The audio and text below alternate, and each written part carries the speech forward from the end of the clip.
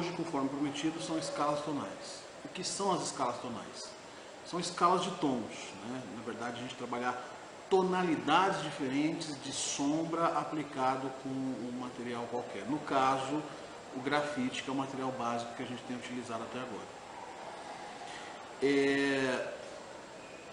A escala tonal pode ser usada como um treino para desenho, né, para acabamento de um desenho, e ela pode ser utilizada também como aquecimento, né?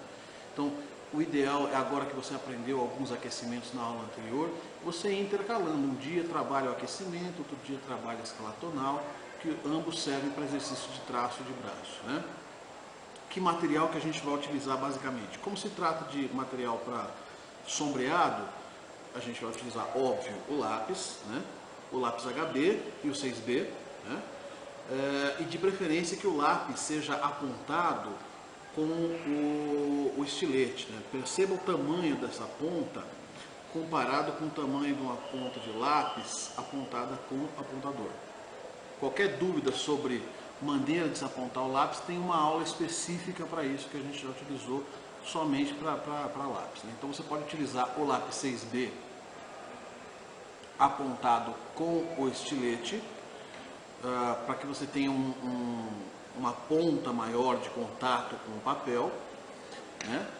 E você pode também utilizar um outro materialzinho, que talvez você não conheça, que se chama grafite integral. É um lápis, é um bastão inteiro de grafite. Ele tem uma camadazinha plástica só para a gente não sujar a mão, bem sutil, bem de leve, mais um verniz do que um plástico, e ele é inteiro feito de grafite. Ele é ideal para trabalhos de sombreado, né? Então, o lápis, o HB, o 6B, o HB para desenho, o 6B para acabamento propriamente dito, ou o grafite integral na mesma graduação do lápis, né? Para a gente poder eventualmente espalhar esse grafite sobre o papel, você pode utilizar um esfuminho. O esfuminho é uma espécie de um bastão, de um lápis feito de papel, né? Que serve justamente para a gente poder espalhar esse pó do grafite sobre o papel, né? Falando em pó do grafite, eventualmente para alguns efeitos a gente acaba utilizando uma lixa de unha, os cantos de uma borracha para abrir áreas em claro e, óbvio, o papel, né? Ao manusear o papel, muito cuidado, né? Se possível, pegue com um papel toalha. Aliás, papel toalha também é um material que a gente acaba utilizando para fazer sombreamento. Bom, uma vez apresentado o material, vamos ao exercício. Bom, se você tem acompanhado as aulas com uma certa frequência, certamente na última aula você percebeu que o último exercício de aquecimento a gente preparou a folha anteriormente, né? Então a gente trabalhou com faixas nos dois sentidos da folha, utilizando a largura da própria régua, né? No caso aqui, para o nosso exercício de sombras, né? A gente vai trabalhar, né, de escalas tonais, a gente vai trabalhar com linhas na largura da régua nesse sentido, e na hora da gente fazer os quadradinhos, só toma o cuidado de, claro, mantendo a mesma distância, de procurar deixar essas linhas centrais aqui inteiras, né? Não ser uma área dividida em quadradinhos menores. Então, no caso, eu consegui fazer 6 faixas, seriam 2 faixas de quadradinhos, 2 faixas lisas, sem divisão interna, e 2 faixas de quadradinho. Bom, eu substituí o papel para a gente mostrar primeiro como é que eu vou utilizar esse lápis. Em primeiro lugar, a gente nunca usa o lápis de ponta, pintando assim. Muito embora para uma área escura até seja necessário que muitas vezes você risque dessa maneira, de uma maneira mais forte, né? Mas a gente pode chegar a essa mesma tonalidade de sombra com camadas de tom, né? Ó, percebe que eu estou usando o lápis deitado, esfregando em movimentos de elipse, né? Bem curtos, para não deixar espaço em branco, e aí eu fiz uma camada. A ideia é trabalhar camada sobre camada quando eu quiser trabalhar áreas escuras. Perceba que aos pouquinhos, sem colocar força, eu estou atingindo a mesma tonalidade no papel, né? Aqui eu ainda consigo ver os riscos do lápis. Aqui eu começo a perceber mais a textura do papel. Dá um acabamento mais delicado, mais bonito, é o mais adequado para se utilizar com sombra. Então sempre o lápis deitado, né? Percebe que eu estou até segurando ele daquela maneira que a gente utilizava nos aquecimentos, né? apoiando um dedo sobre ele, né? É um modo de segurar o lápis para pintura e para acabamento, né? Enfim. Se por acaso tiver alguma ponta um pouco mais protuberante, que esteja riscando, pega sempre uma folhinha, dá umas riscadas na folha, vá girando o lápis antes de usar na escala tonal, para que ele vá igualando a ponta, né? Então, girando, ele vai desgastando um pouquinho e aí fica melhor para se fazer o sombreado, né? É essa a ideia. Eu estou usando o lápis, mas eu apresentei para vocês o grafite integral. Então, o grafite integral ele tem a mesma função, com a vantagem de que eu tenho uma área maior de contato do grafite sobre o papel, porque ele é um lápis inteiro de grafite, mas se usa do mesmo jeito, aplicando a sombra de maneira devagar, né? Outras formas de trabalhar esse acabamento é riscando, do jeito que eu mostrei agora há pouco, e se de repente ficar alguma falhazinha, você iguala a área de sombra esfregando o esfuminho sobre o papel. Percebe que aqui vai ficando uma área um pouco mais compacta de sombra, né? Outra maneira é a gente lixar o lápis. Eu vou lixar em cima da própria folha, porque essa aqui é uma folha de exemplo, mas o ideal é que você faça numa folhinha separada, né? Mesmo porque no branco dá um contraste melhor, você vai conseguir enxergar o pozinho do grafite, né? Então, ó, percebe que eu fui lixando o lápis e juntei um pozinho. Uma outra maneira de trabalhar é sujando o seu esfuminho com o pó do grafite e espalhando sobre o papel. Uma outra maneira, se você não tem esfuminho, você pode pegar um papel toalha, rasgar uma tira desse papel, dobrar algumas vezes e deixar na espessura que você queira usar. Pode ser tipo a largura do dedo ou até mais fino que isso, né? Dobrar algumas vezes e segurar ele dobrado, né? Você vai lá no pozinho do grafite e esfrega para obter o seu sombreamento. É uma outra maneira de se utilizar o grafite, né? Então são basicamente esses modos. Só evita de fazer o traço com a ponta do lápis, né? Então o contato sempre com o lápis deitado ou com o grafite integral deitado. Eventualmente nessas áreas de poste a gente fica muito tempo com a mão em contato com uma superfície onde a gente vai trabalhar, ou de repente o papel deu uma amassada, a gente não percebeu, ou a gente passou a borracha algumas vezes em determinada superfície para apagar algum desenho. Todos esses detalhes, quando a gente aplica a sombra, principalmente a partir do pozinho, acaba aparecendo. Perceba aqui que só de eu espalhar já ficou evidente as dobras do amassado, do rachado do papel, as minhas digitais e a área por onde eu passei a borracha, né? Então todo o papel tem que ser manuseado com cuidado. Se eu vou precisar apoiar a mão sobre ele, apoie a mão sobre um papel toalha, nunca diretamente sobre o papel. Se eu for manusear o papel, procurar pegar pelo canto com o próprio papel toalha. Agora sim, que você já conhece o material e sabe em linhas gerais como utilizá-lo, vou mostrar como é que faz a tal da escala tonal, né? Voltei ao primeiro papel aqui e a gente vai utilizar o papel toalha aqui para poder apoiar a mão sobre a folha, né? A ideia é a seguinte: na primeira fileira de quadradinhos, eu vou procurar fazer um quadrado escuro e vou clareando esse quadrado aos poucos, né? De que maneira? Eu vou aplicando primeiro, bem suavemente, quase que só o peso do lápis sobre o papel, num sentido só. Percebe que eu não estou girando o lápis para lá ou para cá, né? Num sentido só, até preencher totalmente o meu quadrado. Procurando não variar a tonalidade, é uma tonalidade só. Começou num tom, vai nesse tom até o final.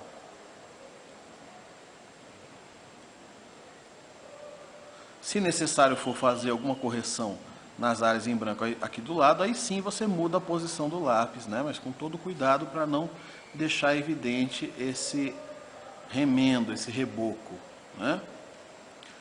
Deixei uma área compacta numa tonalidade, usando a mesma pressão que eu usei no começo, sem apertar o lápis, eu trabalho uma segunda camada.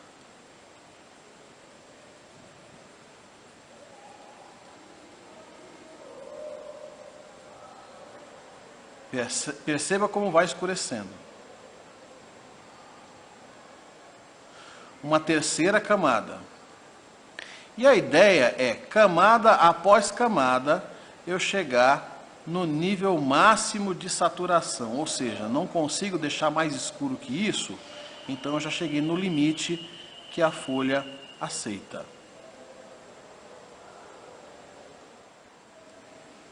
Pronto, cheguei no nível máximo de escurecimento.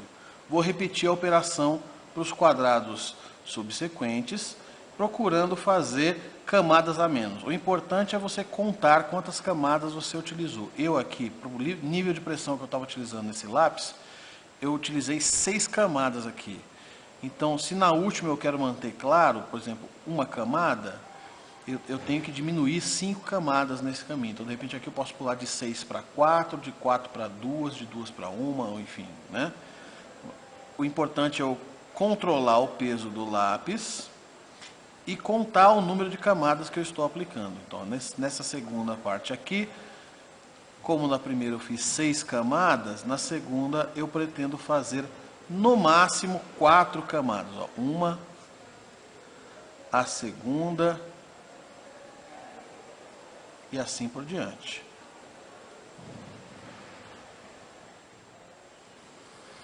Dessa maneira, então, foram 6 camadas, foram 4 camadas, foram 2 camadas e no último eu vou aplicar apenas uma camada de maneira suave para conseguir o efeito que eu quero, né? O quadrado, o último quadrado ser mais claro que os demais. Então, uma passada só é o suficiente, não vai escurecer. Posso vir aqui e fazer o conserto nas areazinhas que o lápis não atingiu, né? Com todo cuidado para não deixar o traço evidente, mas está aí, né? Então, do escuro para o claro. A segunda fileira você inverte, você começa com uma camada aqui, vamos fazer uma camada de novo, né? Uma camada nesse primeiro, no segundo 2, no terceiro 4, no último 6 camadas, ok?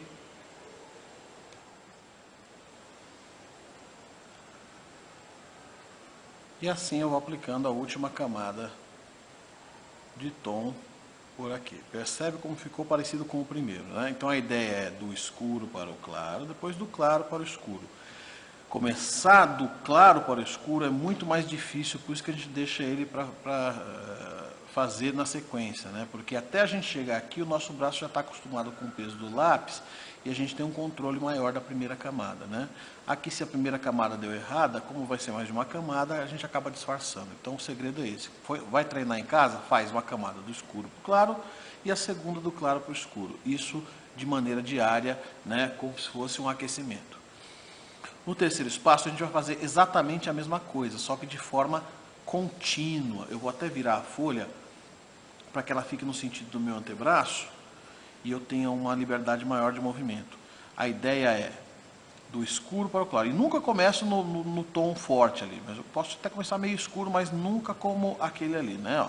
Então, começo com uma pressão de leve e vou soltando aos poucos o meu lápis, procurando fazer com que essa graduação de tom seja suave. Eu não posso ter uma faixa escura, outra faixa clara. Não, seja uma coisa contínua, como está aqui. A primeira ficou estranha, né? É porque eu apliquei de leve, né? A ideia é você fazer uma, 2 ou 3 camadas assim, né? Do escuro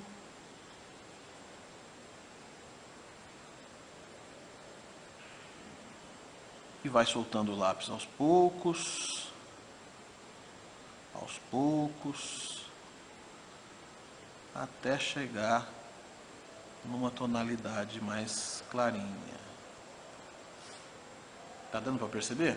Começa escuro, acho que umas 3, no máximo 4 vezes já é o suficiente. Começo apertando e vou soltando gradualmente, aos pouquinhos, o meu lápis para conseguir essa variação. A ideia é a mesma, do escuro para o claro, do claro para o escuro, do escuro para o claro, e aqui eu começo, como já sei qual é o peso da cor clara, do claro e vou também de maneira gradual e suave, cada vez mais forçando um pouco esse lápis para que ele vá ficando mais escuro. Começa do claro, de preferência de uma área um pouco mais para cá, e vai escurecendo aos pouquinhos aí. Se você achar interessante, inverta, né? Começa do escuro desse lado e vai empurrando.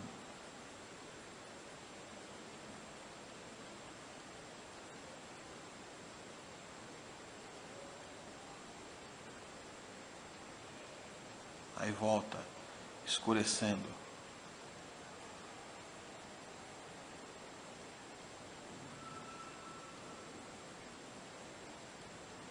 E aí vai clareando.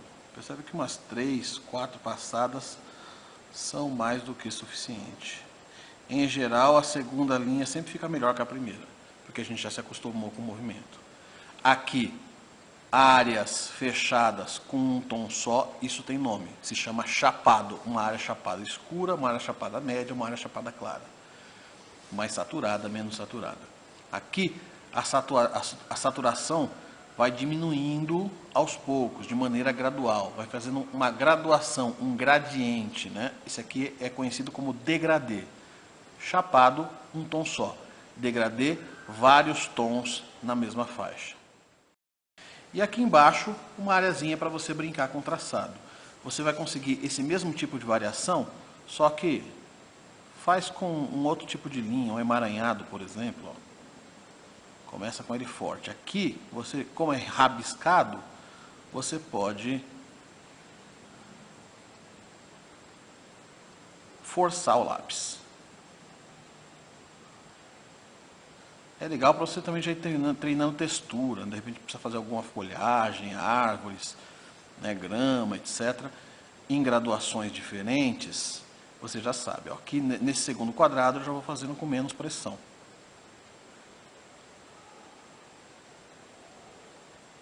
Emaranhado.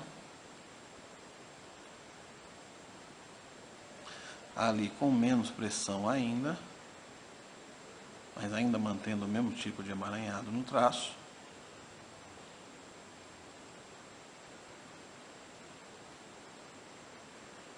E o último, quase que só o peso do lápis, mantendo o emaranhamento das linhas aqui. Percebeu a graduação? Inverte do claro para o escuro.